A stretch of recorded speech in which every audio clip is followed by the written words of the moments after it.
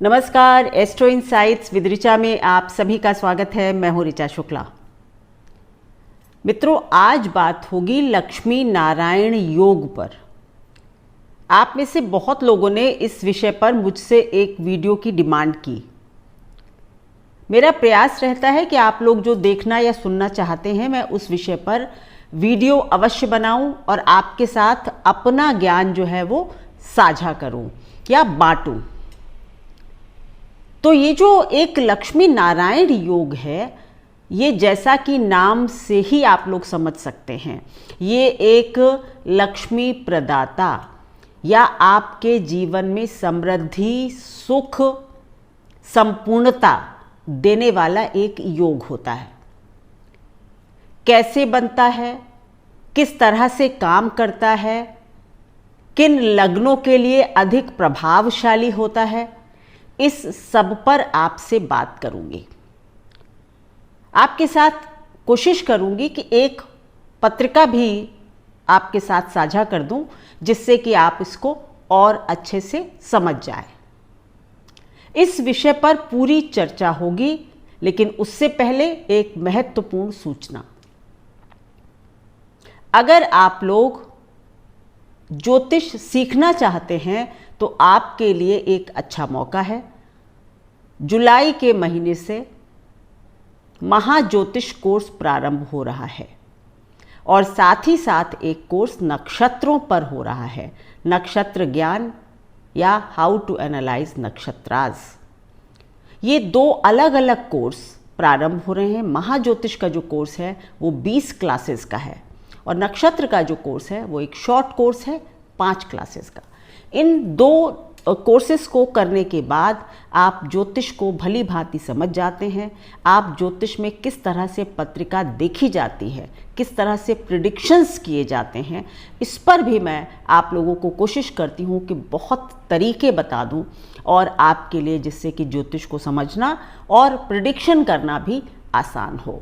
तो अगर आप इंटरेस्टेड हैं तो पूरी जानकारी के लिए, क्या तारीख से, किस तारीख से शुरू होगा, क्या फीस होगी, क्या सारे डिटेल्स के लिए आप स्क्रीन पर दिए नंबर पर मेरे ऑफिस में कांटेक्ट करें और वहाँ पर भावना, मेरी असिस्टेंट, आपको सारी जानकारी देंगी।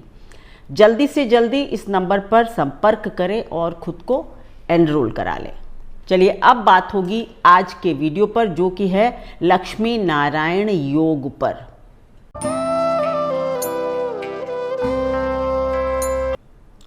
लक्ष्मी नारायण योग को आप विष्णु लक्ष्मी योग भी कह सकते हैं, क्योंकि नारायण श्री हरि नारायण स्वयं विष्णु हैं और उनकी पत्नी लक्ष्मी, महालक्ष्मी।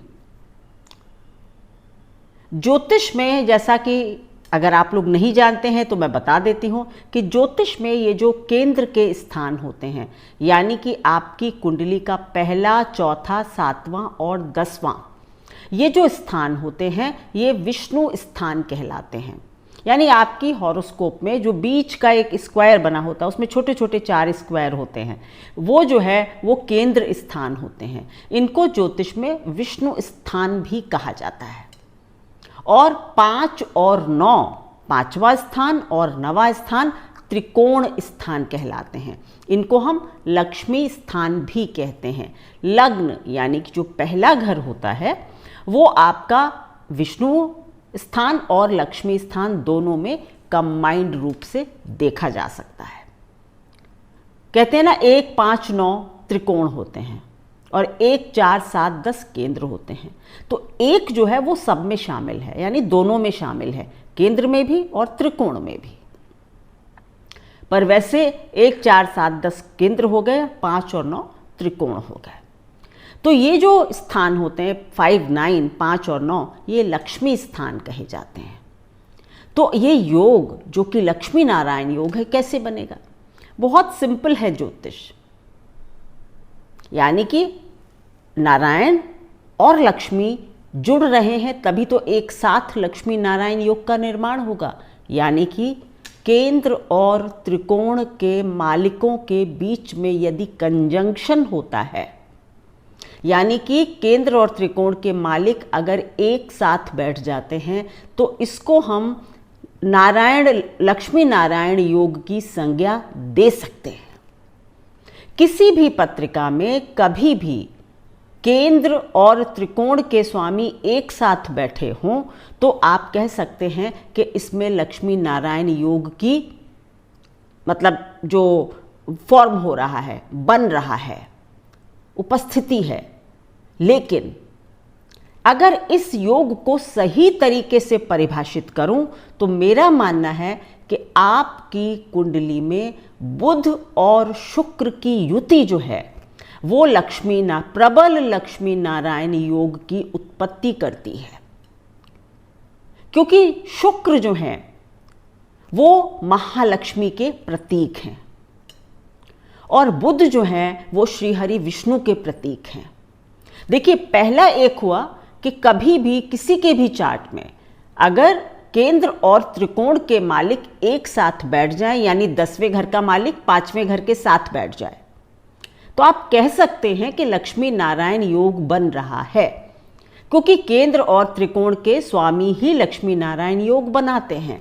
लेकिन अगर इस ग्रह योग को बिल्कुल सूक्ष्मता से समझना है और बहुत अच्छे प्रभाव अगर आपको देखने हैं तो तब होगा जब बुध और शुक्र की आपकी कुंडली में उपस्थिति होगी, क्योंकि यही दोनों ग्रह विष्णु, श्रीहरि विष्णु और लक्ष्मी के प्रतीक हैं जन्म कुंडली में।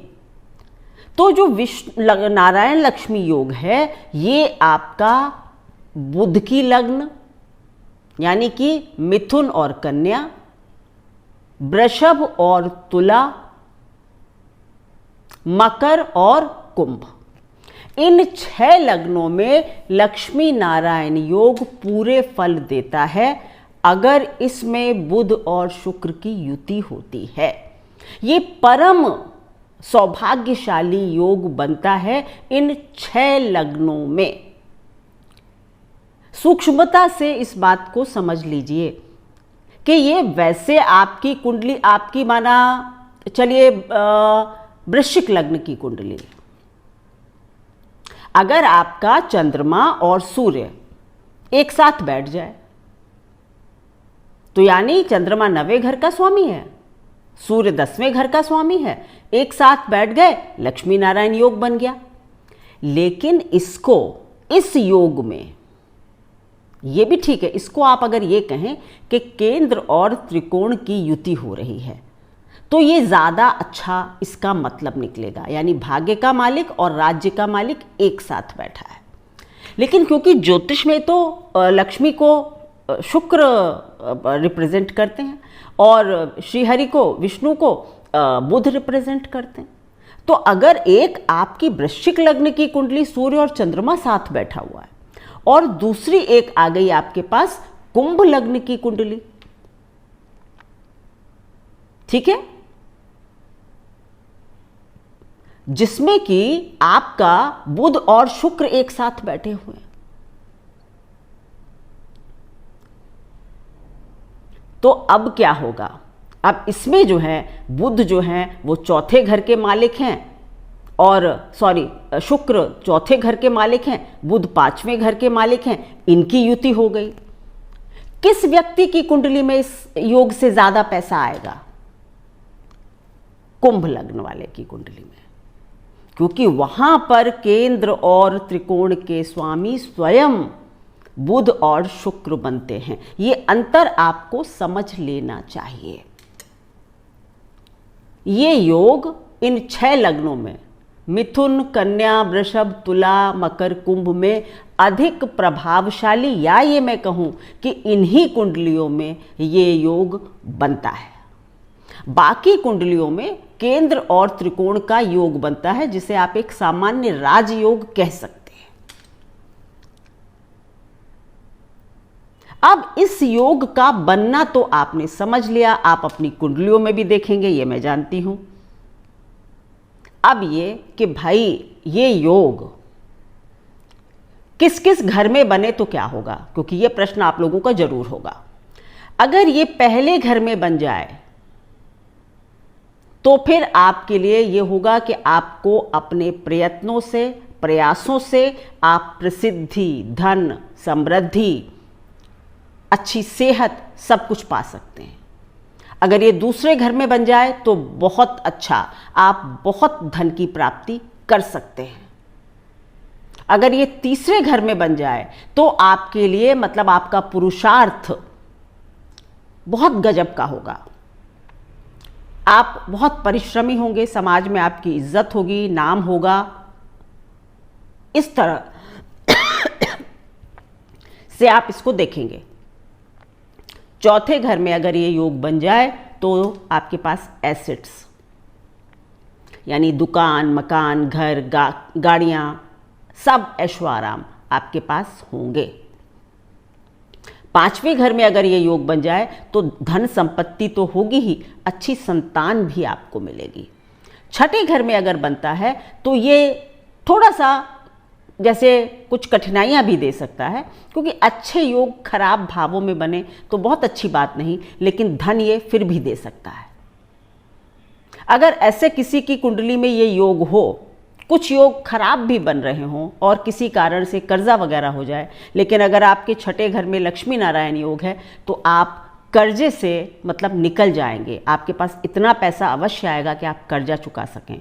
सातवें घर में होगा तो आपके आपस में पति पत्नी एक बिल्कुल लक्ष्मी नारायण की तरह आपकी संगत होगी। आपका जो जोड़ा होगा, जो कपल आप हैं, वो एक बहुत अच्छे कपल होंगे और आपके पास व्यापार वगैरह से आप काफ़ी धन कमा सकते हैं। अगर अष्टम भाव में ये युति बन रही होगी तो अचानक से कहीं आपको बहुत धन की प्राप्ति हो सकती है। आप अपनी मेहनत से, और क्योंकि अगर ये आपका आठवें घर में बन रहा होगा तो बुध और शुक्र की बात अगर मैं करूं तो दोनों के दोनों आपके दूसरे घर को देख रहे होंगे, धन के भाव को, तो बहुत धन कमा सकते हैं आप। नवम में अगर ये योग बन रहा है, देखिए ये योग लक्ष्मी योग है, यानी धन तो देता ही है, लेकिन अदरवाइज आपको और भी बहुत सपोर्ट करता है, क्योंकि अब लक्ष्मी के साथ श्री हरि भी आ गए हैं। तो अगर नवम में बनता है तो आपका परिवार बहुत अच्छे संस्कारों का होगा, आप बहुत धर्मवान, सुशील, अच्छे व्यक्ति होंगे। धन आप कमाएंगे, सही तरीकों से कमाएंगे, धर्मवान होंगे, आप धर्म का संरक्षण करने वाले होंगे। 10वें घर में अगर बने तो क्या बात है, आप करियर में बहुत उन्नति पा सकते हैं, समाज में बहुत अच्छा नाम हो सकता है, सोशल स्टेटस बहुत अच्छा हो सकता है। 11वें घर में बहुत अच्छा। 12वें घर में अगर ये योग बनता है तो आपको इन्वेस्टमेंट वगैरह से लाभ मिल सकता है। आप विदेश में जाकर यात्राएं करके काफ़ी धन कमा सकते हैं और आप धार्मिक स्थलों पर जाकर धन का खर्चा भी कर सकते हैं, धार्मिक स्थलों पर चैरिटी वगैरह भी कर सकते हैं। तो ये जो लक्ष्मी नारायण योग है, ये आपके हर घर में थोड़ा बहुत कुछ अलग अलग प्रभाव अवश्य देगा, लेकिन ये युति धन के लिए, और उस धन से आप बहुत लोगों का पोषण करें, यानी आपके पास धन हो और आप उस धन से लोगों की मदद भी करें, चैरिटी भी करें, ये भी देखा जाता है। क्योंकि श्री हरि विष्णु जो है वो प्रिजर्वर हैं, पोषक हैं पूरे विश्व के, ब्रह्मांड के। तो आपके पास लक्ष्मी भी होती है और आप पोषक भी होते हैं।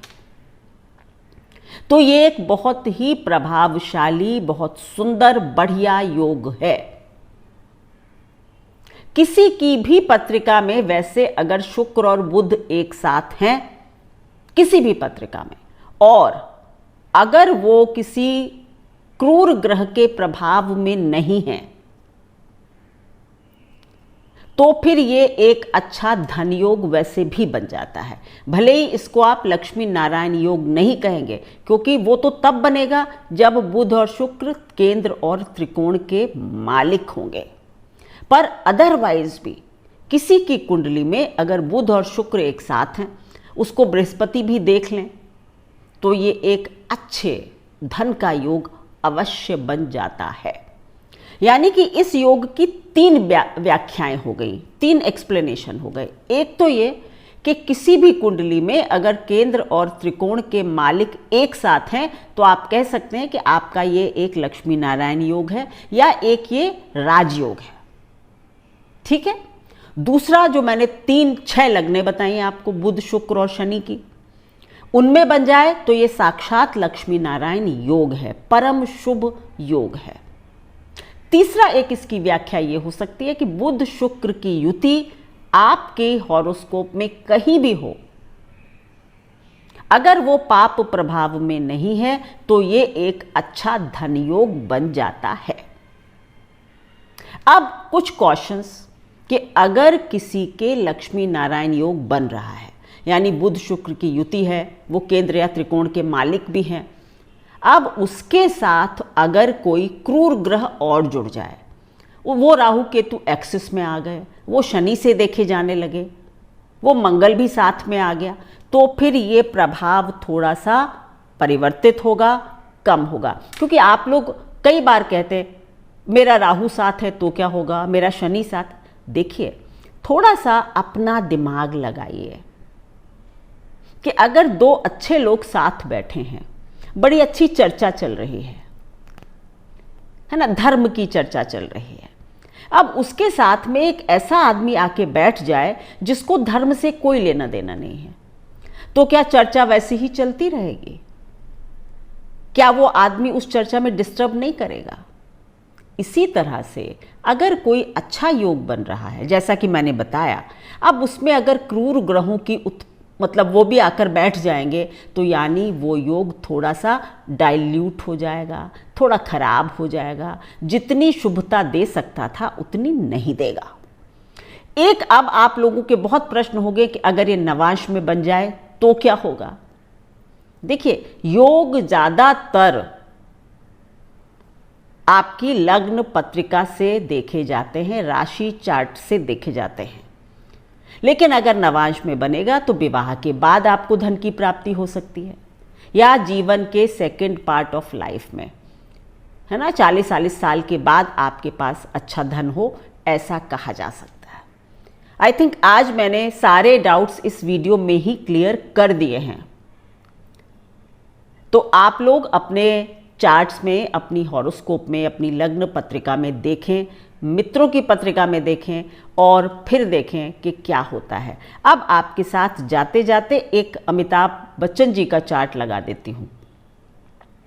इस चार्ट में आप देख रहे हैं कि इनकी कुंभ लग्न की पत्रिका है। बुध और शुक्र जो हैं वो चौथे और 5वें के स्वामी बन गए और एक साथ अष्टम भाव में बैठ गए। इसके साथ इनके और क्रूर ग्रह भी आ गए, ये देखिएगा ध्यान से।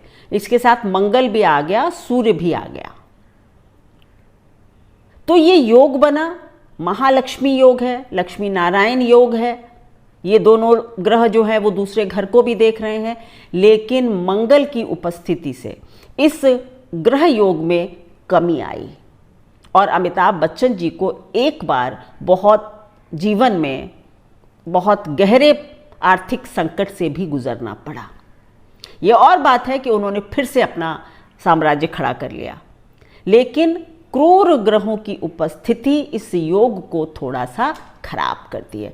धन तो बहुत कमाया, लक्ष्मी योग तो साक्षात नारायण लक्ष्मी योग तो उनकी पत्रिका पर सफल हो रहा है, लेकिन मैंने ये पत्रिका इसीलिए ली कि अगर क्रूर ग्रह आ जाएंगे तो फिर थोड़ा सा डाइल्यूट होता है, आपको अचानक से धन का लॉस भी हो सकता है। उनको अपने किसी अचानक से बड़े बिजनेस वेंचर में नुकसान हुआ था, क्योंकि अष्टम भाव में बन रहा है, मंगल की युति भी आ गई है, तो इसलिए इस योग को थोड़ा सा धक्का लगा। लेकिन ये योग सफल हुआ और वो एक लक्ष्मीवान व्यक्ति हैं, इसमें कोई दो राय नहीं है। तो ये थी मेरी एनालिसिस लक्ष्मी नारायण योग पर। ये निश्चित रूप से एक बहुत प्रभावशाली योग है और आपको धन, संपदा, सामर्थ्य, श्री हरि विष्णु से ज़्यादा सामर्थ्यवान कौन होगा? मतलब आप लक्ष्मी की वजह से ही पावरफुल माने जाएं, बड़े व्यक्ति माने जाएं। इस योग से आप ऐसे बनते हैं कि आपको सामर्थ्यवान भी कहा जाता है। बड़ा आदमी कहा जाता है। ठीक है, तो ये मेरी एनालिसिस थी। आप लोग सभी के साथ इन वीडियोस को शेयर करें, लाइक करें, अगर पसंद आता है तो दोस्तों के साथ शेयर अवश्य करें। चैनल को सब्सक्राइब करेंगे तो मेरा मोरल हाई होगा और मैं आप लोगों के लिए इसी तरह नए नए वीडियोस लाती रहूँगी। सब्सक्राइब करें इस चैनल को। धन्यवाद।